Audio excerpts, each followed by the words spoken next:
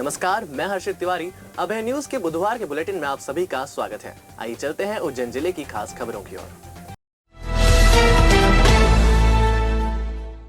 बुधवार को जिला न्यायालय ने 2 बड़े मामलों में अपना फैसला सुनाया। एक मामले में विशेष न्यायाधीश डॉक्टर आरटी शुक्ला ने बेटी से दुष्कर्मी पिता को ताउम्र जेल में रहने का फैसला सुनाया। इसके पहले न्यायाधीश ने मनुस्मृति का श्लोक पढ़ा। अभियोजन ने इसे rarest of the rare case करार देते हुए अदालत से मृत्युदंड की सजा देने की अपील की थी, जबकि दूसरे मामले में पुलिस की लचर विवेचना के चलते 11 माह की मासूम की हत्या के आरोप में जेल में बंद युवक छूट गया। कोर्ट का ये फैसला कई सारे सवाल खड़े कर गया है। उप संचालक अभियोजन डॉक्टर साकेत व्यास ने बताया कि 6 अप्रैल 2019 को 5वीं में पढ़ने वाली 11 साल की एक बच्ची ने चिमनगंज मंडी थाने में अपने ही पिता के खिलाफ 1 साल से दुष्कर्म करने की रिपोर्ट दर्ज कराई थी। उसने बताया कि पिता पेशे से ड्राइवर है, बीच बीच में बाहर जाते रहते हैं। 1 साल पहले जब वो कमरे में बैठी थी तो पिता ने उसके साथ दुष्कर्म किया। उसके बाद 5-6 महीने में कई बार गंदी हरकतें कर चुके हैं। पिता ने धमकी दी थी कि किसी से बताया तो जान से मार डालूंगा। डर के मारे उसने ये बात अपनी माँ को भी नहीं बताई। एक दिन पेट में तकलीफ हुई तो माँ को पिता की हरकत के बारे में बताया। माँ के साथ चिमनगंज मंडी थाने जाकर प्रकरण दर्ज करवाया। 2 साल तक चली सुनवाई के बाद कोर्ट ने पिता को उम्र कैद की सजा सुनाई है। एक अन्य मामले में 20 माह पहले हुई 11 माह की बच्ची की हत्या के आरोपी को कोर्ट ने बुधवार को दोष मुक्त कर दिया। उज्जैन के ट्रेजर बाजार के पास रहने वाले उमेश की 11 माह की बच्ची की हत्या के मामले में नानाखेड़ा थाना पुलिस ने वहीं रहने वाले आनंदी लाल को गिरफ्तार किया था। 16 जून 2018 में सुबह 4 बजे मासूम माँ के पास से गायब हुई थी, जिसका शव शांति पैलेस के पास पुल के नीचे से मिला था। शव की पहचान उमेश और उसकी पत्नी ने की थी। पुलिस ने लचर विवेचना और कमजोर साक्ष्यों के कारण कोर्ट को आरोपी को बरी करना पड़ा। पुलिस ने जिस बच्ची के शव का डीएनए परीक्षण कराया था, उसका डीएनए माता पिता के डीएनए से मैच ही नहीं हुआ। इसका मतलब हुआ कि पुलिस ने जिस शव को बरामद कर आरोपी को जेल भेजा, वो शव उस बच्ची का था ही नहीं। डीएनए मैच नहीं होने के कारण और ठोस सबूतों के अभाव में कोर्ट ने आरोपी को दोषमुक्त करार कर दिया। कोर्ट का ये फैसला पुलिस विभाग की कार्यशैली पर कई सवाल खड़े कर रहा है। नानाखेड़ा थाना पुलिस ने आनंद नगर में रहने वाले गांजा तस्कर सतीश चौधरी को 22 किलो गांजे के साथ धर दबोचा है।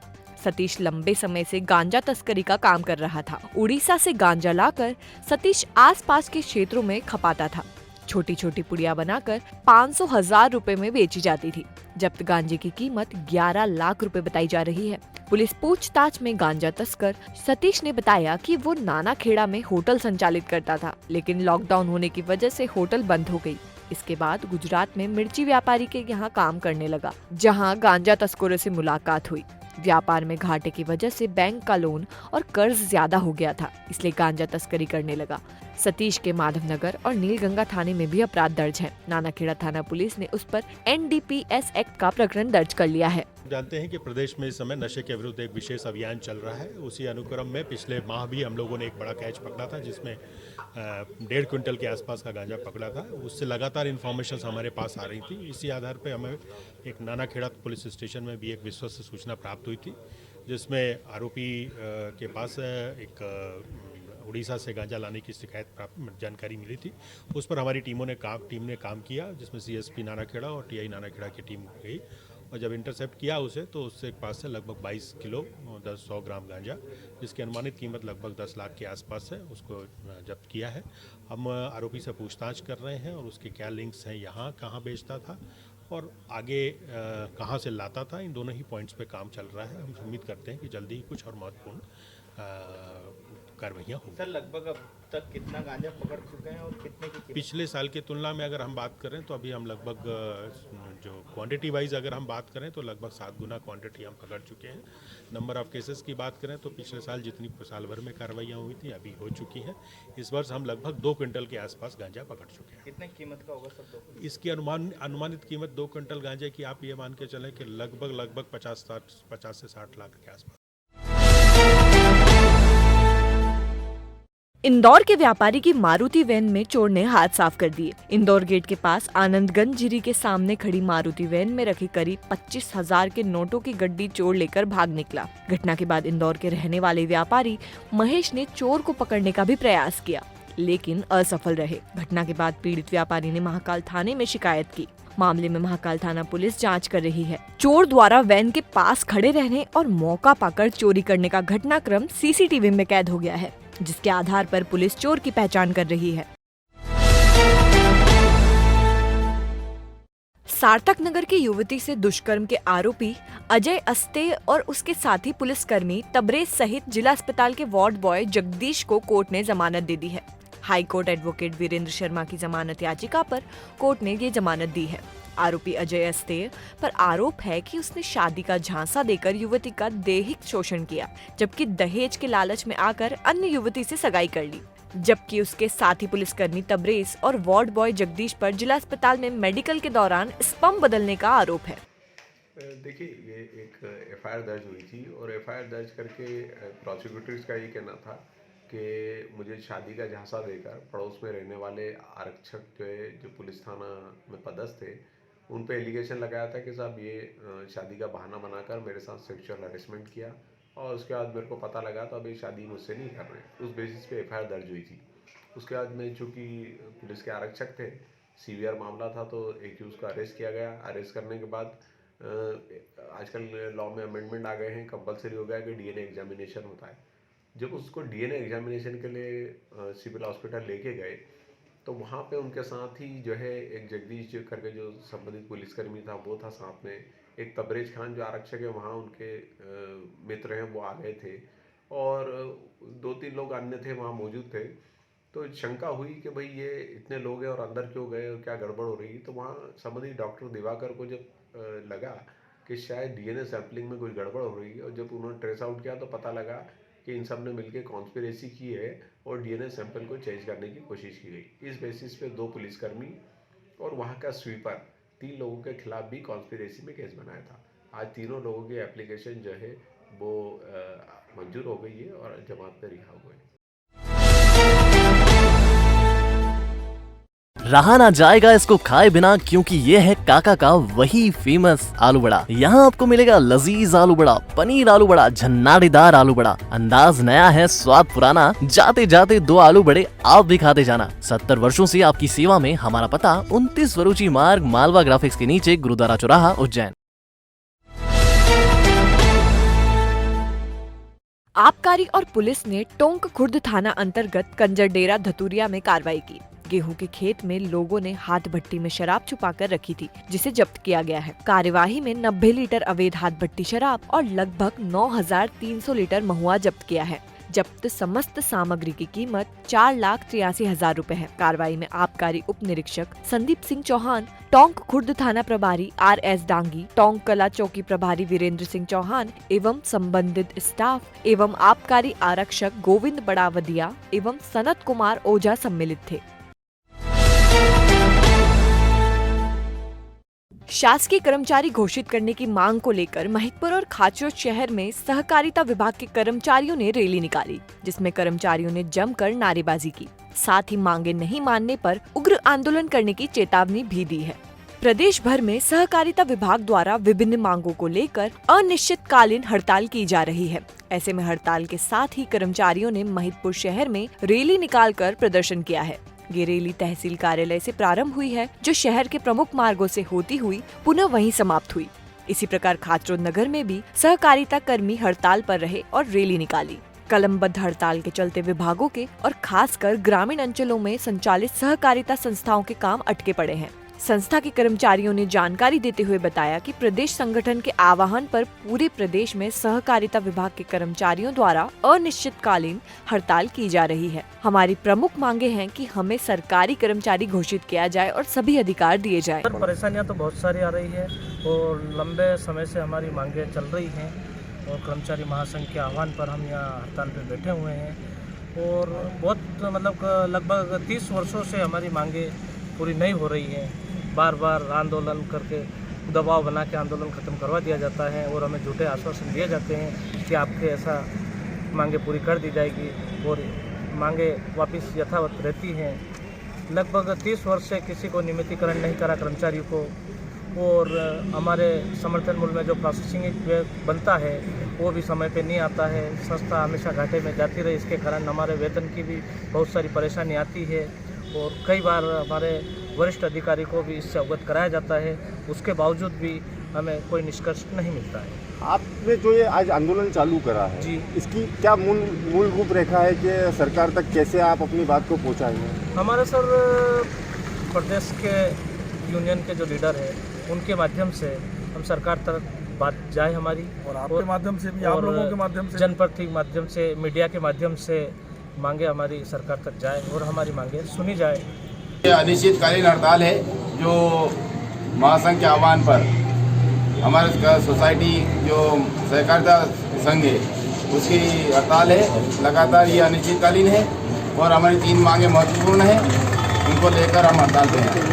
कौन कौन से मांगे आपकी? एक सर्वप्रथम मांग हमारी एक तो नियमितीकरण होना और मध्य प्रदेश शासन के कर्मचारियों की हमें उसमें शामिल करें। और दूसरी मांग है जो अभी तक सोसाइटियों का कमीशन बाकी है, उचित मूल्य दुकानों का कमीशन बाकी है, वो सरकार तुरंत दे। और तीसरी मांग जो हमारे साथी भाइयों को 273-75 लोगों को उज्जैन जिले में बाहर कर दिया गया था कांग्रेस शासन में, उनको तुरंत वापस सोसाइटियों में लें। उज्जैन कलेक्टर आशीष सिंह ने बुधवार को जिले भर के राजस्व अधिकारियों की बैठक ली। इस दौरान कलेक्टर ने जिले के सभी हलकों में पदस्थ पटवारियों को शासकीय भूमि को कब्जा मुक्त करने के लिए आवश्यक कार्रवाई किए जाने के लिए कहा है। बैठक में कलेक्टर ने सख्त हिदायत दी है कि उन्हें जिले में शासकीय भूमि किसी भी हालत में कब्जा मुक्त चाहिए। इसके लिए वे पुलिस विभाग से संपर्क कर उन्हें कब्जों से मुक्त कराएं। इसके साथ ही राजस्व आय बढ़ाने के लिए सभी अधिकारियों को योजना बनाने के लिए कहा गया है। बैठक के दौरान कलेक्टर का मुख्य फोकस कब्जे की जमीन को मुक्त करवाने, राजस्व बढ़ाने और सीएम हेल्पलाइन की शिकायतों को जल्द से जल्द निपटाने पर रहा। कलेक्टर ने पटवारियों को नामांतरण, बंटवारा के पेंडिंग कामों को अगले माह तक 100% तक निपटाने की समय सीमा दी है। अखिल भारतीय विद्यार्थी परिषद के सैकड़ों कार्यकर्ताओं ने बुधवार को छात्रवृत्ति, छात्रावास योजना की राशि एवं कोरोना काल के कारण बंद पड़े छात्रावास शीघ्र खोले जाने की मांग को लेकर कलेक्टर कार्यालय का घेराव व नारेबाजी करते हुए ज्ञापन सौंपा। अभावीप के कार्यकर्ता बुधवार को दोपहर में कलेक्टर कार्यालय ज्ञापन देने पहुंचे, लेकिन कलेक्टर की अनुपस्थिति में प्रभारी कलेक्टर शीतला पटेल को ज्ञापन देने के लिए अड़े रहे। प्रदर्शन के दौरान प्रभारी कलेक्टर ज्ञापन लिए बगैर ही बैठक के लिए चली गयी, जिससे छात्र शक्ति से नाराज होकर रघुपति राघव, राजा राम, पतित पावन सीताराम भजन, नारेबाजी एवं पुंगी बजाकर अपना विरोध प्रदर्शन जारी रखा। प्रदर्शन के 2 से ढाई घंटे बाद प्रभारी कलेक्टर ज्ञापन लेने पहुंची। छात्रों ने ज्ञापन में मांग की है कि शहर में ग्रामीण क्षेत्र व दूर दराज से आकर विद्यार्थी छात्रावास में रहकर अपनी पढ़ाई करते हैं। हजारों की संख्या में विद्यार्थी हैं जो कोरोना के कारण सभी प्रकार की शैक्षणिक संस्थाएं बंद होने के कारण अपने घर लौट गए थे। लेकिन वर्तमान समय में मध्य प्रदेश शासन द्वारा सभी प्रकार की शैक्षणिक संस्थाएं सुचारू रूप से संचालित करने के लिए गतिविधियां प्रारंभ की गई हैं, परंतु अभी तक छात्रावास संचालित नहीं किए जाने से छात्रों को अपनी पढ़ाई करने के लिए काफी समस्याओं का सामना करना पड़ रहा है। साथ ही उच्च शिक्षा विभाग द्वारा आगामी समय में भौतिक रूप से परीक्षाएं आयोजित करने के निर्देश सभी विश्वविद्यालयों और महाविद्यालयों को दिए गए हैं। ऐसी स्थिति में यदि छात्रावास संचालित नहीं होते व नहीं खोले जाते हैं तो हजारों की संख्या में विद्यार्थी परीक्षा से वंचित रह जाएंगे। आर्थिक रूप से कमजोर विद्यार्थियों को किराए से रहने के लिए मध्य प्रदेश शासन द्वारा सहायता के लिए छात्रवृत्ति एवं छात्रावास योजना की राशि का भुगतान किया जाता है, किंतु वर्ष 2019-20 की छात्रवृत्ति आज दिनांक तक विद्यार्थियों को प्राप्त नहीं हुई है। छात्रों को कमरा किराए चुकाने हेतु मकान मालिक द्वारा भी दबाव बनाया जा रहा है। अभावीप ने मांग की है कि विद्यार्थियों की समस्याओं को संज्ञान में लेते हुए गत वर्ष 2019-20 की छात्रवृत्ति व छात्रावास योजना की राशि का तत्काल प्रभाव से भुगतान किया जाए, अन्यथा छात्र शक्ति के हित में अभावीप उग्र आंदोलन करने हेतु बाध्य होगी, जिसकी पूरी जिम्मेदारी जिला प्रशासन की होगी।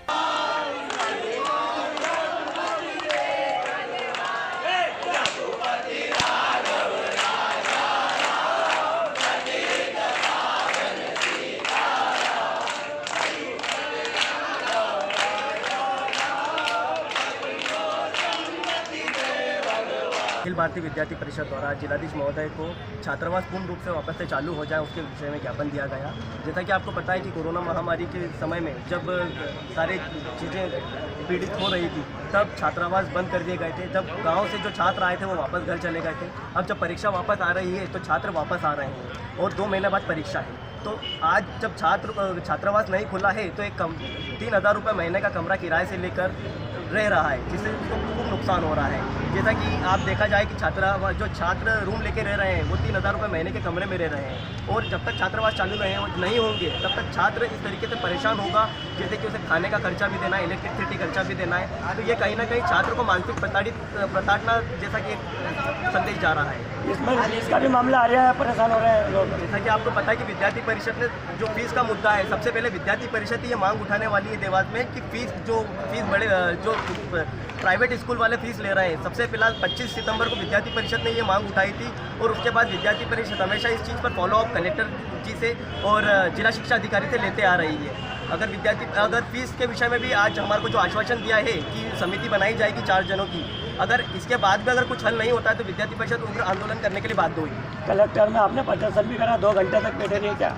हम 2 घंटे तक हम यहाँ पे कलेक्टर साहब नहीं थे, क्योंकि इसके पिछली बार पहले भी यह हुआ है कि हम यहाँ पर ज्ञापन देने आए हैं और कलेक्टर साहब नहीं मिले हैं और हम ज्ञापन किसी प्रभारी को देने के बाद कुछ उसका फल नहीं निकलता है। इसलिए आज विद्यार्थी परिषद ने ये मांग करी थी कि हम अपर कलेक्टर और कलेक्टर जी को ये ज्ञापन सौंपेंगे। आपकी मांग पूरी नहीं होगी तो आगे क्या रहेगा? अखिल भारतीय विद्यार्थी परिषद उग्र आंदोलन करेगी, जिसकी बात पूरी जवाबदारी सरकार प्रशासन की रहेगी। बेसिकली बच्चों द्वारा ये मांग की जा रही है कि अभी क्योंकि हॉस्टल्स नहीं चल रहे हैं तो हॉस्टल्स खोले जाएं, क्योंकि उनके द्वारा शैक्षणिक संस्थाओं में अपना वो आ रहे हैं और उनको जिस आवास गृह में वो रहते हैं उसका उन लोगों को रेंट भी देना है। तो उनका ये कहना है कि किराएदारों द्वारा भी उन पर दबाव बनाया जा रहा है और हॉस्टल न खुलने की वजह से उन्हें विभिन्न प्रकार की समस्याएं भी आ रही हैं। साथ ही उनके द्वारा कुछ निजी संस्थाओं के विरुद्ध में ये भी कुछ शिकायत की गई है कि उनके द्वारा अपने अतिथि शिक्षकों को पेमेंट नहीं दिया जा रहा है और निजी संस्थानों में भी शुल्क लेने का दबाव बनाया जा रहा है। तो इसी मुद्दे पर उनके द्वारा ज्ञापन दिया गया है। मैडम 2 घंटे तक कलेक्टर में उन्होंने नारेबाजी भी करी, बीन भी बजाई, क्या कोई जवाबदार सुनने को तैयार नहीं था छात्रों की बात? देखिए, सभी सुनने के लिए यहाँ पे तैयार थे। सर्वप्रथम एडीएम साहब भी उसमें गए, यहाँ पे सीएसपी साहब मौजूद थे, तहसीलदार मैडम मौजूद थी और अंत में ज्ञापन मेरे द्वारा लिया गया है। चूँकि मेरी यहीं के जो बीएड कॉलेज है उसमें एक मीटिंग चल रही थी जिसमें बीएड संस्थान के ही उत्थान को लेकर विभिन्न प्रकार के मुद्दों पर डिस्कशन चल रहा था। तो उस मीटिंग को समाप्त करके फिर मैंने अपनी तरफ से ज्ञापन प्राप्त किया है और एडीएम तो समय पर पूरे टाइम वहाँ पे मौजूद रहे हैं छात्रों की सुनने के लिए। पहले भी इन्होंने 3 ज्ञापन दिए हैं जिसको यहाँ पे लिया गया है छात्रों की विभिन्न कैटेगरीज द्वारा। छात्रों द्वारा एक चेतावनी दी गई कि 3 दिन में अगर इसका निष्कर्ष नहीं निकला तो एक बड़ा आंदोलन करेंगे। देखिए, छात्रों की जो मांग है उसको शासन तक पहुँचाना हमारी जिम्मेदारी है, वो हम डेफिनेटली करेंगे। और क्योंकि इसमें मेजर मुद्दे वो हैं जिसमें शासन स्तर से किस प्रकार का निर्णय लिया जाना है, तो हम ज्ञापन को शासन को प्रेषित करेंगे। अगर आप वैष्णो देवी जाना चाहते हैं तो रेल से सफर करने वाले यात्रियों के लिए सफर और भी आसान हो जाएगा। 16 फरवरी के बाद से रेलवे ने श्री माता वैष्णो देवी के लिए नियमित ट्रेन चलाने का निर्णय लिया है। मंडल रेल प्रवक्ता के अनुसार ट्रेन नंबर 02919, 02920 डॉक्टर अंबेडकर नगर श्री माता वैष्णो देवी कटरा सुपरफास्ट स्पेशल प्रतिदिन चलेगी। यात्रियों की मांग एवं सुविधा को ध्यान में रखते हुए मालवा स्पेशल एक्सप्रेस को त्रिसाप्ताहिक से प्रतिदिन चलाने का निर्णय लिया है। ट्रेन नंबर 02919 डॉक्टर अंबेडकर नगर श्री माता वैष्णो देवी कटरा स्पेशल एक्सप्रेस 16 फरवरी से अगले आदेश तक और train number 02920 Shri Mata Vaishno Devi Katra doctor Ambedkar Nagar special express 18 फरवरी से अगले आदेश तक प्रतिदिन चलेगी। ट्रेन में 1 second AC, 6 third AC, 8 sleeper और 3 सामान्य श्रेणी के कोच रहेंगे। गाड़ी के आगमन, प्रस्थान समय और ठहराव में कोई बदलाव नहीं किया गया है। नागदा के गांव लिम्बोदिया खुर्द में रहने वाले बिहारी लाल और उसकी 14 वर्षीय बेटी ज्योति पर गांव की सरपंच भंवरबाई ने 2 बेटों और आधा दर्जन गुंडों के साथ मिलकर हमला कर दिया। जमीन विवाद को लेकर घर के बाहर झाड़ू निकाल रही ज्योति से भंवरबाई ने विवाद किया। कहासुनी होने पर बेटों और गुंडों को बुलाकर ज्योति के साथ मारपीट की। बीच बचाव करने आए पिता को भी मारा। घटना के बाद घायल हालत में बिहारी लाल और ज्योति को नागदा अस्पताल ले जाया गया, जहां से हालत गंभीर होने के चलते उन्हें जिला अस्पताल भेज दिया गया। मामले में नागदा थाना पुलिस ने भंवरबाई और अन्य के खिलाफ प्रकरण दर्ज कर जांच शुरू कर दी है। ये बच्ची रास्ते में झाड़ू निकाल रही थी तो इसको आके मारने लग गए वो भंवरबाई। क्यों मारने लग गए, क्या कारण? कि ये मेरी जगह है, यहाँ पे आती है। किसकी के साथ मारपीट की हुई? मेरी बच्ची के साथ में, मेरे साथ में, मेरी पत्नी के साथ में, और 2-3 बच्चे घर पे हैं। कौन कौन था मारपीट करने में?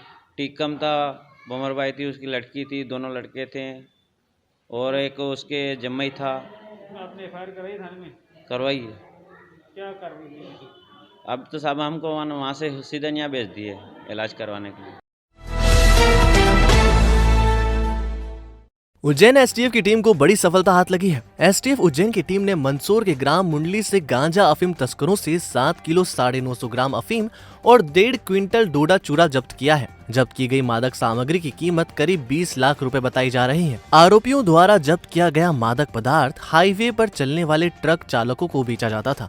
उज्जैन एसटीएफ प्रभारी दीपिका शिंदे के नेतृत्व में अफीम एवं डोडा चूरा एक साथ पकड़ने में सफलता हासिल हुई है। मुखबिर से मिली सूचना के बाद टीम द्वारा ग्राम मुंडली तहसील मल्हारगढ़ जिला मंदसौर के आरोपी से 7 किलो 950 ग्राम अफीम एवं 1.5 क्विंटल डोडा चूरा कीमत लगभग 20 लाख रुपए जब्त किया गया है। कार्रवाई में आरोपी को गिरफ्तार किया गया है। पूछताछ में आरोपी ने बताया कि गाँव के ही साथी से मादक पदार्थ लेता था, जिसे वह छोटे छोटे पैकेट में पैक कर 1500 से 2000 रुपए किलो डोडा चूरा हाईवे पर संचालित ढाबों के आसपास ट्रक चालकों के साथ ही नशे के आदी लोगों को बेचता था। मुखबिर की सूचना पर एसटीएफ उज्जैन द्वारा ग्राम मुंडली में कार्रवाई की गई है, जहां से एक व्यक्ति को गिरफ्तार किया गया है, जिसके पास से 1 क्विंटल 55 किलो डोडा चूरा और 7 किलो 950 ग्राम अफीम जब्त की गई है और उसे पीसने वाली सामग्री और पैकिंग वाली सामग्री भी उसके साथ जब्त की गई है। आरोपी को न्यायालय पेश किया जा रहा है। ये वहाँ से मुखबिर से सूचना प्राप्त हुई थी कि जो हाईवे पे ट्रक वाले जाते हैं उनको छोटे छोटे पैकिंग में अवैध मादक पदार्थ सप्लाई किया जाता है या उन्हें उपयोग के लिए दिया जाता है। तो उसी सूचना पर कार्रवाई करते हुए ये सफलता हासिल हुई। खबरें दे दनादन के प्रायोजक है आरके क्लब एवेन्यू। सभी सुख सुविधाओं से लैस फिर भी आपके बजट में आपका अपना आशियाना। फ्रीगंज में संचालित कृष्णा मेडिकल को नशे की प्रतिबंधित दवाओं को बगैर डॉक्टर के प्रिस्क्रिप्शन के बेचने पर सील किया गया है। कांग्रेस के पूर्व मंत्री एवं विधायक कमल पटेल गुरुवार सुबह 11 बजे उज्जैन आएंगे। कांग्रेस कार्यालय पर कार्यकर्ताओं से चर्चा करेंगे। सीएसपी पल्लवी शुक्ला ताजपुर में संचालित आंगनवाड़ी पहुंची, जहां उन्होंने महिला अपराध के प्रति जागरूकता अभियान चलाया। गुरुवार को सहकारिता मंत्री अरविंद सिंह भदौरिया उज्जैन पहुंचेंगे। घूरने की बात को लेकर अरविंद नगर निवासी संजय से सामने रहने वाले बदमाश कल्लू ने मारपीट कर घायल कर दिया।